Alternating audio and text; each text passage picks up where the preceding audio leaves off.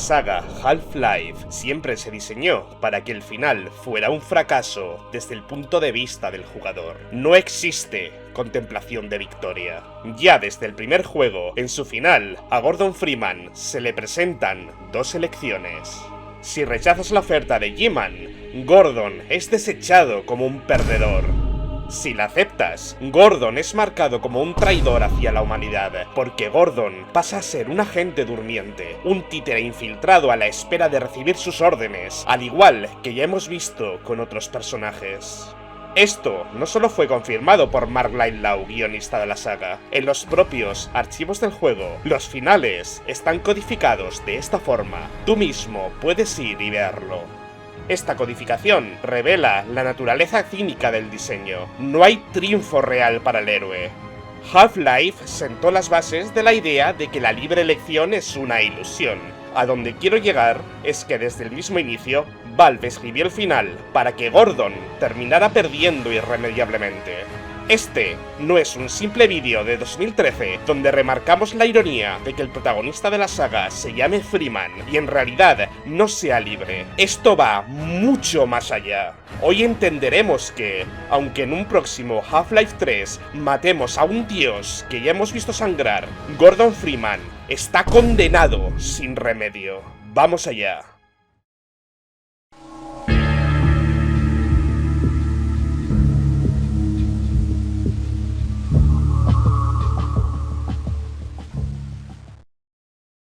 En Half-Life 2, la Resistencia idolatra a Gordon como una figura mesiánica. Incluso el administrador de la Tierra ante la ocupación Combine lo reconoce.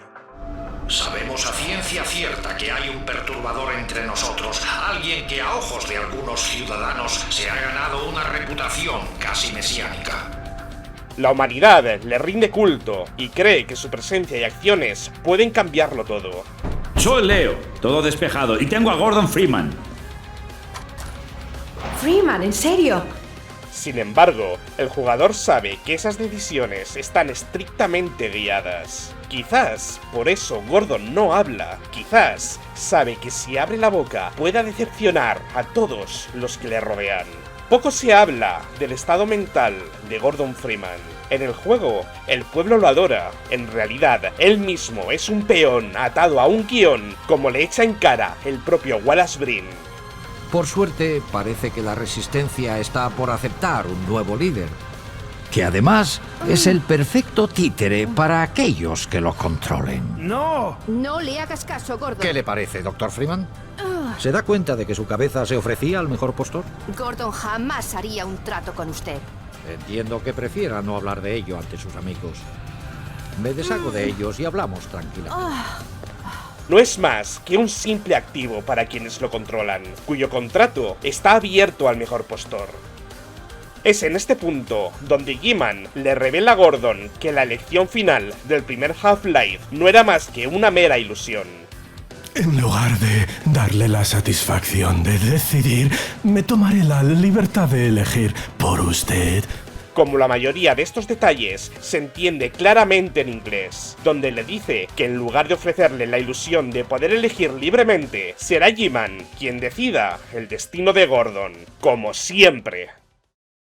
Al inicio del episodio 1, por primera vez en la saga, los Vortigaunts se enfrentan a G-Man, sacando a Gordon de su estasis y manteniéndolo alejado de este. No es hasta después de la batalla de la mina Victoria en el episodio 2, mientras los Vortigaunts están concentrados lidiando con las heridas de Alyx, que G-Man ve la oportunidad de acercarse una vez más para tener unas palabras con Gordon e implantar el mensaje subliminal que Alyx debe entregar a su padre. Si escuchamos la conversación en inglés, G-Man le está exigiendo a Gordon una compensación a cambio de haberlo mantenido con vida durante todo este tiempo.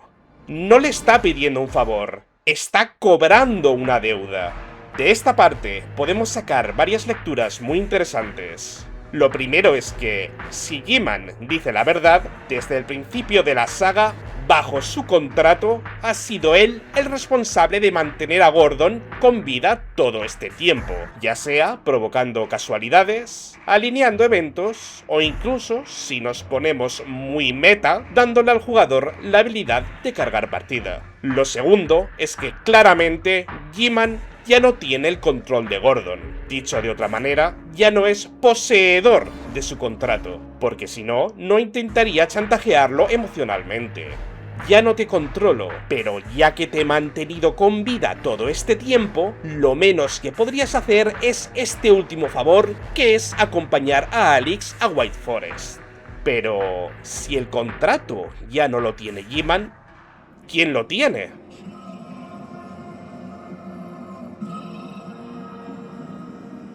A partir del episodio 2 ocurre algo novedoso en la saga, y es que, por primera y única vez, el texto de las pantallas de fin de partida cambia. Este tipo de mensajes siempre se han mostrado desde el punto de vista de G-Man. Esto lo podemos confirmar, por ejemplo, en el final de Half-Life Alyx, donde esta es contratada a la fuerza y pasa a ser un agente durmiente de G-Man. Durante el episodio 2, todos los textos de fin de partida se dictan desde el punto de vista de los Vortigaunts. Nos hablan de patrones que se entretejen en la vortescencia, de bucles mortales sin fin.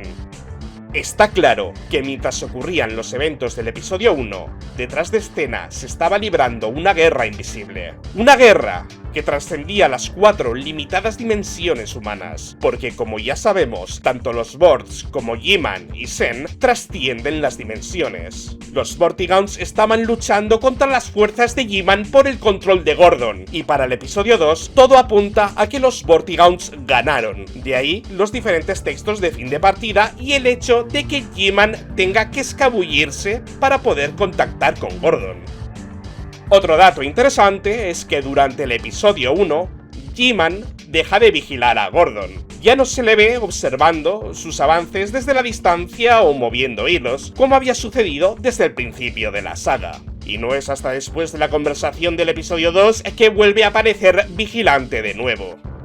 Y personalmente no creo que sea porque está vigilando a Gordon de nuevo, sino porque ahora a quien está vigilando es a Alyx, su más reciente agente durmiente. Dudo mucho que los Vortigaunts dejen que se acerque de nuevo a Gordon. No sabemos a qué tratos han llegado los Vortigaunts con G-Man o sus jefes, pero el hecho de verlo de nuevo en la distancia quizás tenga más que ver con alguna laguna legal relacionada con el contrato de Alyx.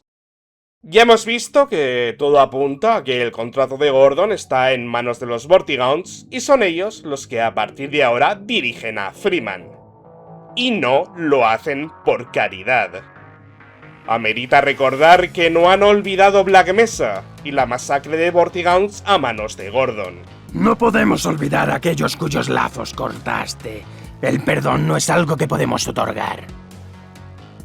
Dejaremos aparte Black Mesa. Por ahora. Solo es cuestión de tiempo, porque aquí no hay ni buenos ni malos, solo puntos de vista, solo supervivencia. Te dejo por aquí un vídeo donde expando esta teoría de los Vortigaunts en más profundidad. Es posible que si Half-Life 3 llega a suceder, y todo apunta a que sí, los Vortigaunts decidan que su alianza con la humanidad ya no les conviene.